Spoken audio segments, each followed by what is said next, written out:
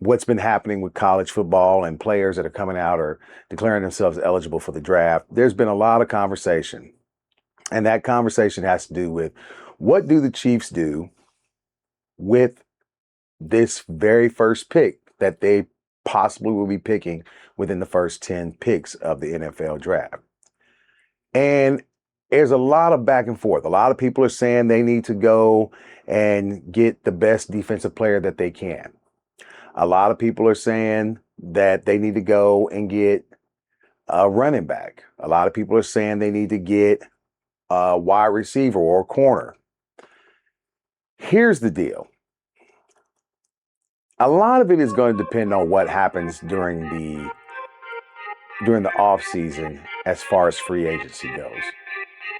There's a lot of things the Chiefs have to clear up.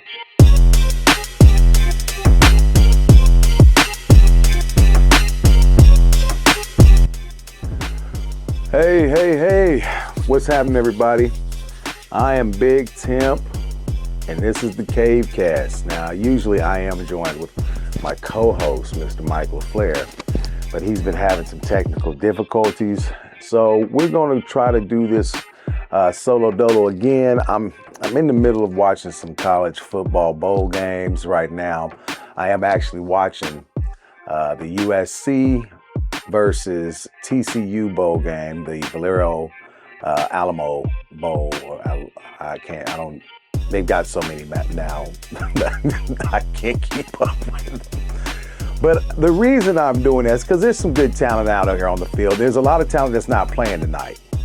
But I'm doing this because I've been watching some film on some guys, and being that the Chiefs didn't have a good season this year, we had just downright ugly season.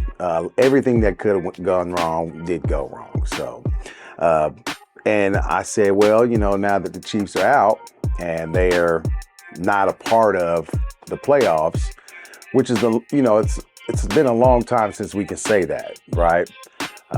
This gives the Chiefs a chance to actually do their homework, do their due diligence, and get something done in this offseason when it comes to draft picks, and especially since they're going to have a pretty high draft pick.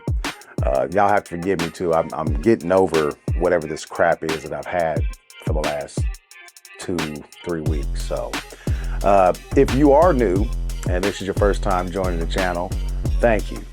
We appreciate you. We would love to see you guys come back. Also, if you're not new, make sure you share this, hit that like button, and something new out there. There's a hype button that you can also push that also helps us with the algorithm. So if you guys could help us out with that, hit that hype button as well. And if you're new and if you haven't subscribed, please make sure you do, especially if you like what we're doing. Like I said, we're a Chiefs channel, and we do try to talk about a lot of things, but a lot of it is Chiefs football. So again, speaking about what's been happening with college football and players that are coming out or declaring themselves eligible for the draft, there's been a lot of conversation. And that conversation has to do with what do the Chiefs do with this very first pick that they possibly will be picking within the first 10 picks of the NFL draft. And there's a lot of back and forth. A lot of people are saying they need to go and get the best defensive player that they can. A lot of people are saying that they need to go and get a running back. A lot of people are saying they need to get a wide receiver or a corner. Here's the deal.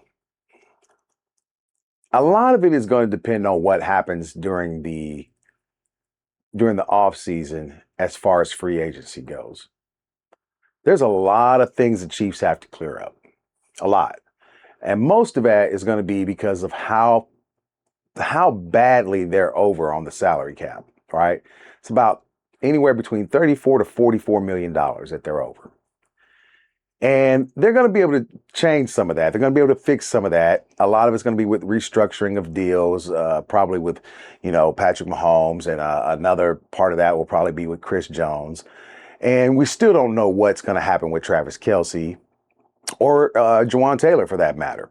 But No matter what, you build your teams through the draft. I don't care what anybody else says. This is how you build your teams. Free agencies, signings, they're good, they're great. But you can't base how you build your team off of what you do in free agency as far as thinking you're going to sign a whole bunch of free agents that are going to change the outcomes of your team's fortunes. That's not how it works. Me personally, I've heard people say, and I'm a defensive guy, I've heard people say, hey, if we have a chance, we need to draft Ruben Bain. The problem is, I don't think Ruben Bain's going to be there at the time the Chiefs get a chance to pick. I think he's going top 3 to 4 at the most. There's no way he's going to be there. There's also the kid Bailey out of Texas Tech. I don't think he's going to be there. He might get close to 6 or 7. Right? There's also the chance that the teams that are picking in front of the Chiefs, a lot of those people may not need certain players. The Raiders might be picking number 1. They need a quarterback. Hysterically bad. They need a quarterback. The Giants don't need any more defensive ends or defensive tackles. They've got enough. The Browns, I mean, I have no idea what they're going to do. The Jets, I think that they really need a QB as well. I think they just need to destroy the Jets completely and turn them into another franchise. Historically bad. But to say, all that, what I'm saying is we really need to talk about something that the Chiefs haven't truly invested in for a long time. And that's a difference-making running back. Not a committee, not a guy, or a late round flyer. They need a real tone setter.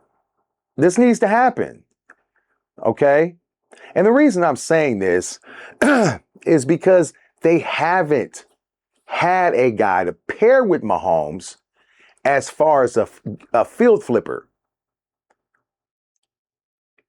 And especially since, with Tyreek, yes, they had one, but he didn't have the ball in his hands all the time. With a running back who is a field flipper, and I truly believe that Jeremiyah Love can be that if the system is right for him.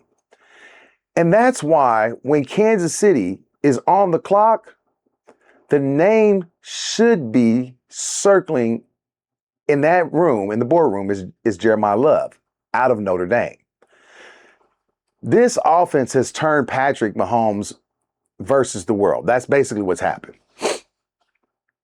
There is nothing else that they have that scares anybody else right now except for Patrick. And Patrick's gotten to a point where he can't do it all by himself anymore. He used to be able to cover up those things, right? He used to be able to cover up the mistakes that offense has made, or the play calling, or the scheme, or decision making on personnel on the field at certain times. He used to be able to do that. And while Mahomes is good, he's good enough to survive that. He shouldn't have to. Defenses have figured out the formula, right? The 2 high safeties, man, look, it makes the Chiefs, they make the Chiefs run the ball. That's what it does. It will make the Chiefs run the ball. Okay, this is what you need. But if that's the case, if they're going to make the Chiefs run the ball, you got to force them to be patient. And too often, this offense simply can't do it without a good running back or even a good run scheme, and maybe getting a good run game coordinator in there, right? Jeremiyah Love, he changes that immediately. And I do mean that. This kid does run angry, especially through the hole. Patient enough to let blocks develop and fast enough to punish you when you miss. What really stands out is how little space he needs. Love turns 3 yards into 8 and 8 into 20. And before you know it, the defense is back on his heels, right? Instead of, teeing off on Mahomes. But that's what you want. You want a running back that can keep the defense honest. And far too many times throughout this season, we watched that they didn't do that. They didn't do that when it came to the teams that they played. These teams were teeing off on the Chiefs. I mean, by the time it got down to the last couple of games that Mahomes was playing, I watched Rice get lit up 2 to 3 games on routes that, because these guys are sitting on the routes because they understand this is where they're going. We know where you're going. We've seen this too many times. We know you're not going to run the ball. So we're just sitting on your routes. We're sitting on your routes. We're waiting for you. Thank you. Right? And eventually, Andy Reid has to come to the realization that if he doesn't bring in an explosive running back, a guy who can change the offense completely, a field flipper, a game changer, then he's going to be doing the same thing that he was doing this year.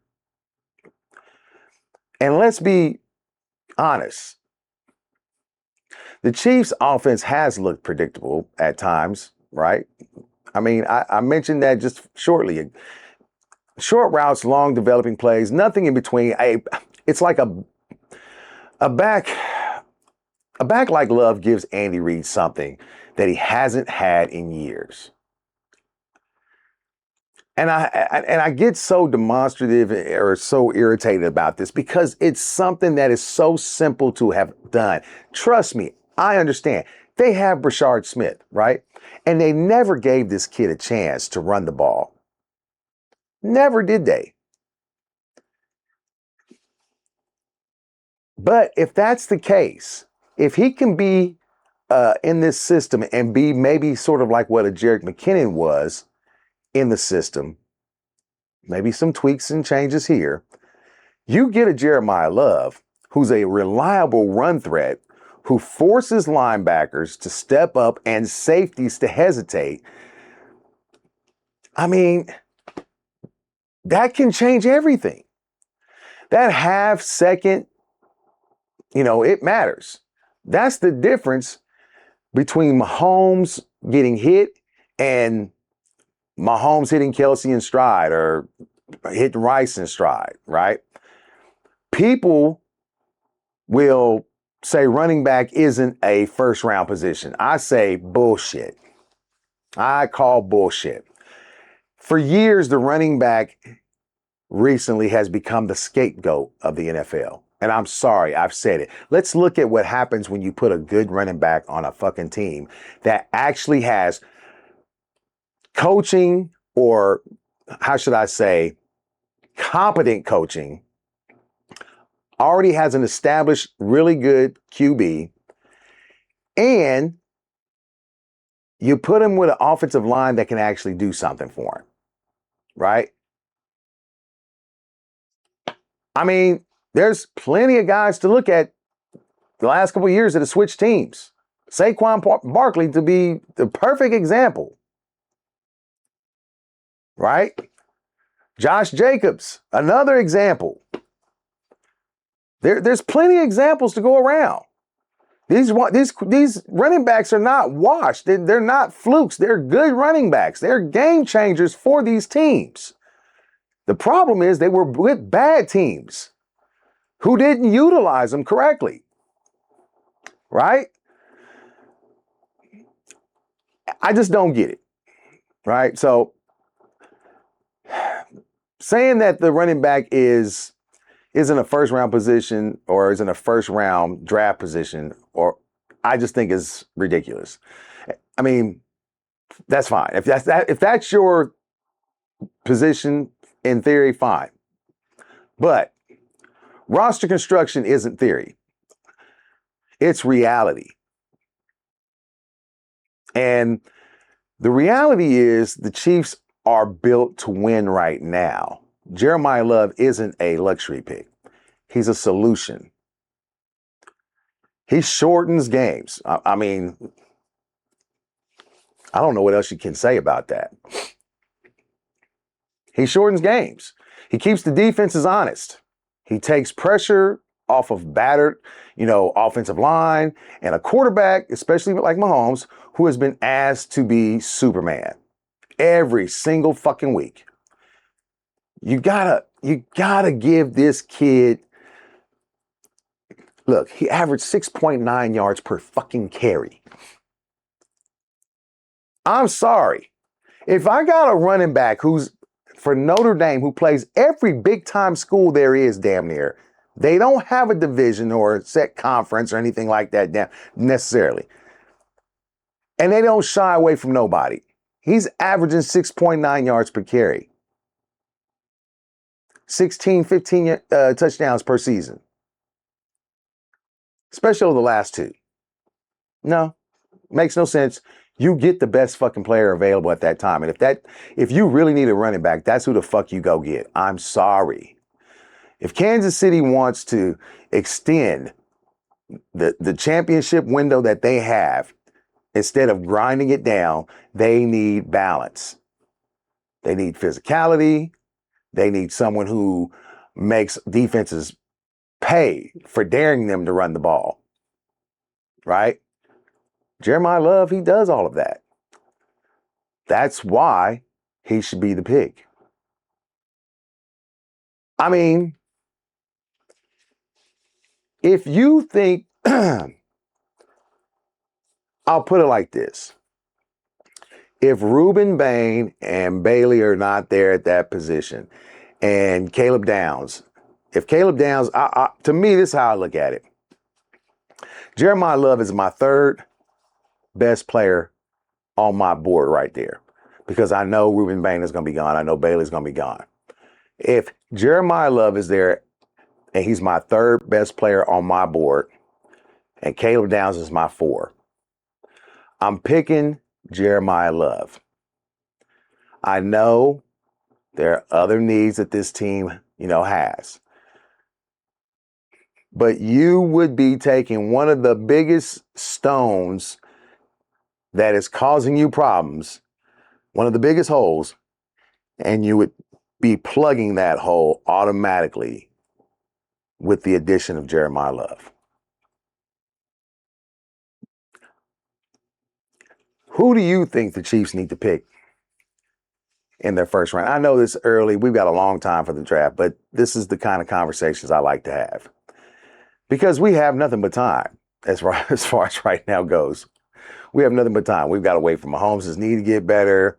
We got to figure out what we're going to do with these players that, like I said in a couple other episodes, we need to get rid of about, 20 motherfuckers, I think. So, but if you have any comments, if you have a suggestion on who you like in this year's draft and you think the Chiefs should pick at number 1, leave it in the comment section. I would truly appreciate it. I know this is going to be a short video, but I'd like to say thank you to everybody that has joined us. And keep in mind, we are a small channel.